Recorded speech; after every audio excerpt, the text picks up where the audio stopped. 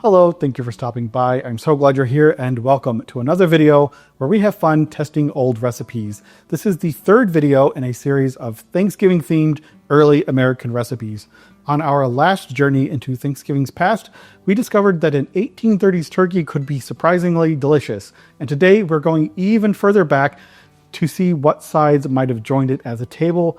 We'll be making an authentic 18th century dish from Colonial Williamsburg, roots a la creme. But that got me curious to see if we could use those same historical principles to reinvent a modern classic. So we'll also be making a version of green bean casserole as it might have existed 250 years ago.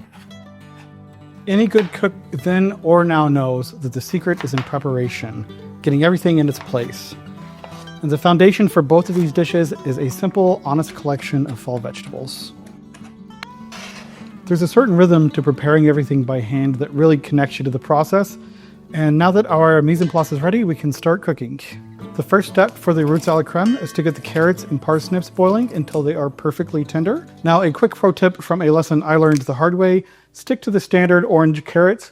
On my first test, I used some beautiful rainbow carrots, but the purple ones bled and turned to the cream sauce a very unappetizing gray color. The classic orange carrots will keep your final dish looking creamy and delicious. We're looking for fork tender, which take about 10 to 15 minutes.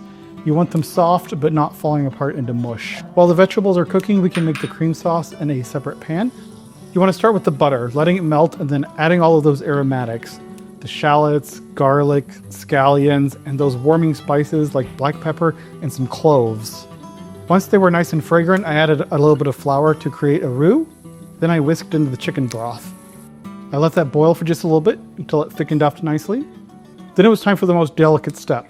I turned the heat off from the pan. Then in a separate bowl, I whisked egg yolks and heavy cream together. To keep the eggs from scrambling, we have to temper them by slowly adding a little bit of the hot liquid from the pan while whisking constantly. So once the egg mixture is warmed up, it can all be poured back into the pan and gently mixed together. Then I spread that over a gentle heat until it was perfectly smooth and thickened up a bit. And by now the roots should be ready. We'll add them directly into our finished sauce, stirring gently to coat everything. And here it is, roots a la creme, straight from the 18th century.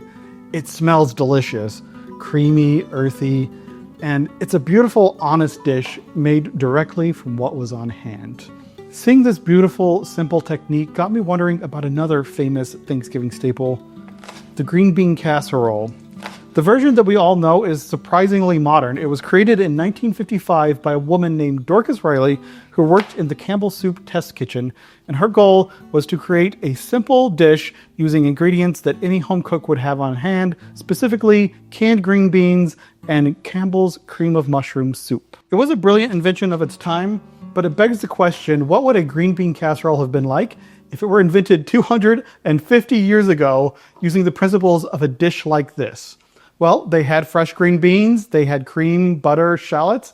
So we're going to use the spirit of this 18th century dish to make a green bean casserole from scratch. Let's get started. Instead of the canned green beans in the 1955 recipe, we're using fresh green beans. And you might be tempted to skip this next step, blanching, because like me, you might worry that the green beans will overcook in the oven.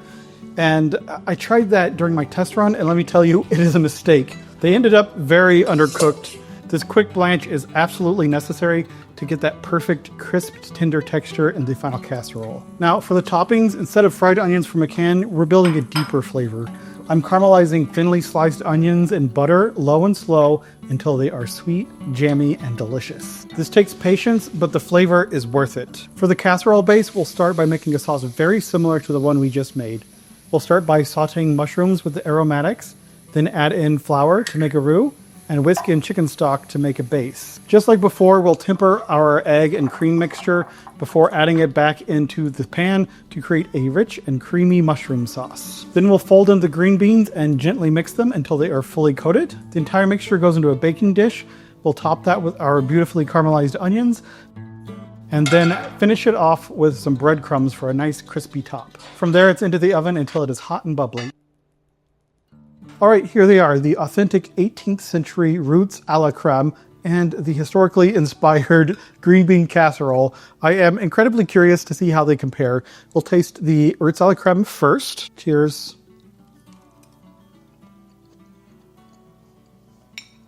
It's very interesting. The carrots and parsnips have a good texture. I was careful not to overcook them. That little bit of ground clove complements the parsnips really well. The parsnips give a more vegetal, herbaceous sort of flavor to the dish. The carrots give a sweeter, earthier flavor to the dish. Balances out really well. The ground cloves is a little bit different to my modern palate, but it tastes historic, if that makes any sense whatsoever. The aromatics, the shallots, garlic, onions, all of that, they just sort of disappear into a savory, creamy sauce that coats everything really deliciously. Yeah, you're not getting any sort of bitterness from the shallots or the garlic or the green onions. It's all just sort of a nice bright flavor, and it keeps the sauce from being too heavy, too cloying. It's not a sticky, overwhelming sauce. I love it. It's very tasty. I would make this for a modern Thanksgiving and be proud of it. I might leave out the ground cloves. That's not quite to the modern taste as much. But other than that, it tastes great. It isn't the most beautiful dish ever. Although this version looks much better than the version I did with the purple carrots. That it turned everything gray. The carrots themselves turned like a puce green. It was rough. So don't use rainbow carrots for this. But all in all, it's a very tasty dish. I recommend it. And I was worried about the sauce being too thick and heavy, and it's not at all. Let's move on to the dish I am most excited about. The green bean casserole. This has always been my favorite side dish, and it was recommended by Rusty Marble 1, so I was happy to figure out a way to do it.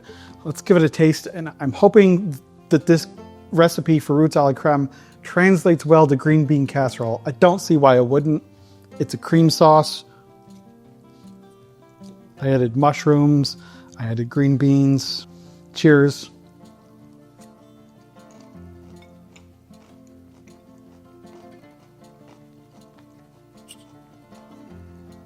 It's delicious. It's a really, really, really good green bean casserole. Wow. Make sure to blanch those green beans fairly well before you put it into the oven. If they're not cooked a little bit, they're going to be too hard. These still have a little bit of a bite to them, a little bit of a chew. I don't know if you can hear that crunch, but it has a good crunch, but it's not too much. They don't feel undercooked, if that makes sense. Really clean, fresh green bean flavor. That sauce, it's not overly thick, overly cloying. It just sort of melts in your mouth. I've never had a cream sauce that was thickened with egg yolk like this before. That is so interesting. With those caramelized onions and the breadcrumbs on top, you don't miss the fried onions at all. It really recreates that flavor in a very satisfying, more natural feeling sort of way. Yeah, both recipes are great. The green bean casserole recipe might be my go-to green bean casserole recipe.